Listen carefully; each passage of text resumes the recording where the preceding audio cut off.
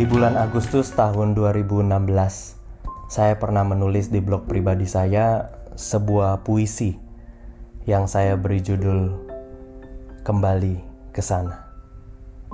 Saya akan bacakan untuk kita semua. Kembali ke sana. Sudah lama. Ya, sudah lama. Hari berganti hari. Masa berganti masa. Ada yang datang, ada yang menjauh. Tak ada yang tahu siapa. Tak ada yang tahu mengapa. Sudah lama aku menghilang dari sini. Sudut ruang hati yang tenang. Hanya secercah cahaya menembus masuk. Kursi rendah menungguku di sana. Berdebu dan usang. Siapa yang ingin kembali ke sana? Ruang hati ini sudah ramai. Arena pikiran riuh rendah.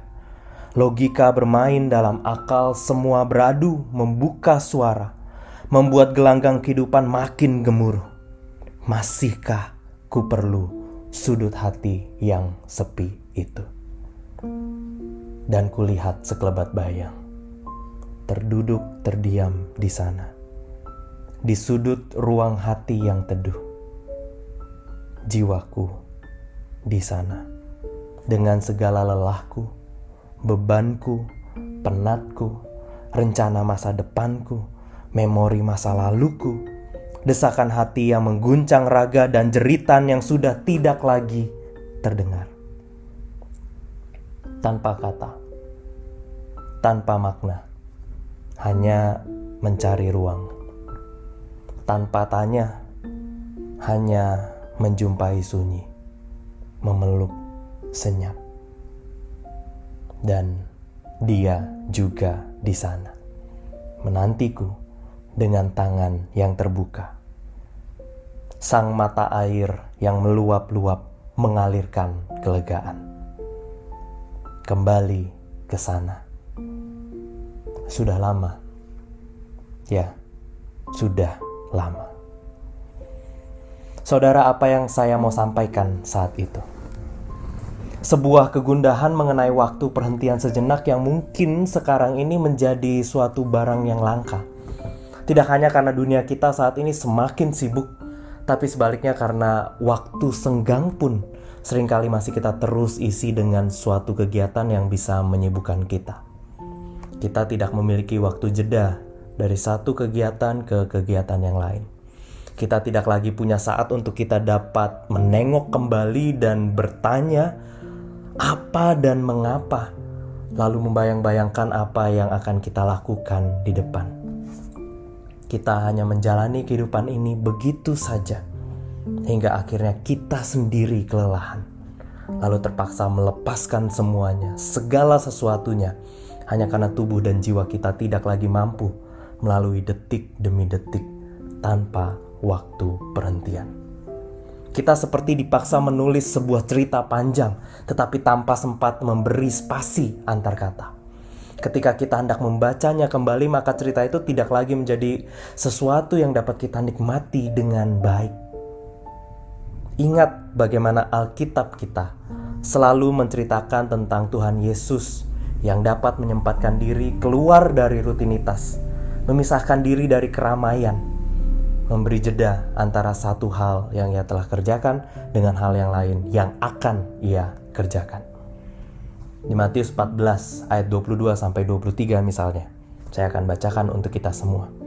Matius 14 ayat 22-23 di sana tertulis demikian. Sesudah itu, Yesus segera memerintahkan murid-muridnya naik ke perahu dan mendahuluinya ke seberang. Sementara itu, ia menyuruh orang banyak pulang. Ayat 23. Dan setelah orang banyak itu disuruhnya pulang, Yesus naik ke atas bukit untuk berdoa seorang diri. Ketika hari sudah malam, ia sendirian di situ. Apa yang terjadi sebelumnya? Yesus baru saja melakukan sebuah mujizat yang besar, memberi makan 5.000 orang. Lalu apa yang Yesus lakukan setelah itu? Yesus ternyata menyuruh orang banyak itu pulang, dan para muridnya kemudian diminta untuk mendahuluinya ke seberang. Dan Yesus, dia sendiri naik ke atas bukit untuk berdoa seorang diri. Saudari-saudara yang terkasih dalam Tuhan Yesus Kristus, Tuhan Yesus pun melihat bagaimana waktu perhentian atau waktu jeda itu menjadi momen penting yang membentuk spiritualitas kita. Ini bukan hanya soal bagaimana kita punya waktu berelasi dengan Tuhan dalam saat teduh kita, dalam doa kita, tapi lebih dari itu, ini menjadi saat untuk kita dapat berefleksi, bertanya pada diri kita sendiri, membawa seluruh keberadaan kita ke hadapan Tuhan, mencurahkan isi hati kita kepada Tuhan, lalu membangun rencana, komitmen, tekad, semangat untuk kita terus melangkah ke depan dengan hati dan jiwa kita pertama-tama telah mendapatkan kelegaan. Syukur-syukur kalau kemudian kita dipulihkan oleh Tuhan melalui apa?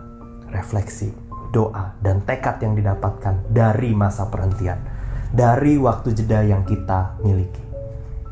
Jadi, kalau saudara mendengarkan ini sekarang, saat ini, sampai selesai, ini bukanlah suatu kebetulan.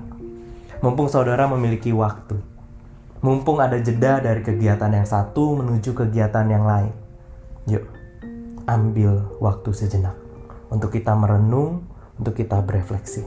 Lontarkan kata tanya, bukan untuk menuduh diri kita, hanya sekadar untuk memunculkan jawab, membangun kata-kata yang kemudian akan kita sampaikan juga kepada Tuhan. Kita bisa tanyakan sekarang pada diri kita masing-masing, apa yang baru saja saya lakukan? Apakah saya mengasihi orang-orang yang baru saja saya ajak untuk berinteraksi? Mengapa saya melakukan semua hal tadi? Apakah saya mengerjakan ini dan itu bagi Tuhan melalui sesama? Apa yang setelah ini saya mau kerjakan? Lalu apa yang saya ingin mintakan dari Tuhan saat ini? Dan kemudian kita dapat menutup refleksi kita dalam doa singkat seperti ini. Tuhan, inilah waktu perhentian yang kupersembahkan bagimu. Biar dalam giatku juga teduhku, dalam kerjaku juga diamku, aku mau melakukannya untuk Tuhan. Dalam kasihku pada Tuhan dan cintaku pada sesama ciptaan, teguhkan langkahku ke depan. Dan di dalam nama Tuhan Yesus, aku berdoa. Amin. Sesudah berdoa, saudara bisa mencatat apa saja yang saudara dapatkan di waktu perhentian itu, termasuk tekad-tekad yang saudara bangun. Saudara bisa catat, tuliskan di suatu tempat.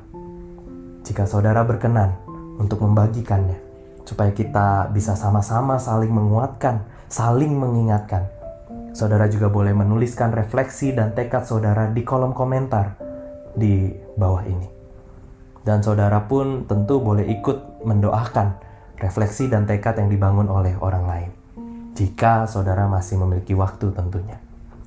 Dengan demikian, kita sedang menempatkan spasi-spasi di antara kata dalam narasi kehidupan kita. Kita sedang menyusun puisi kehidupan yang indah, yang jauh lebih bermakna. Karena sama seperti spasi antar kata itu sangat diperlukan dalam sebuah kalimat, maka jeda antar peristiwa menjadi sesuatu yang sangat penting dan bermakna dalam kita menulis kisah hidup kita, hari demi hari, waktu demi waktu. Tetap semangat, Tuhan beserta kita sekalian.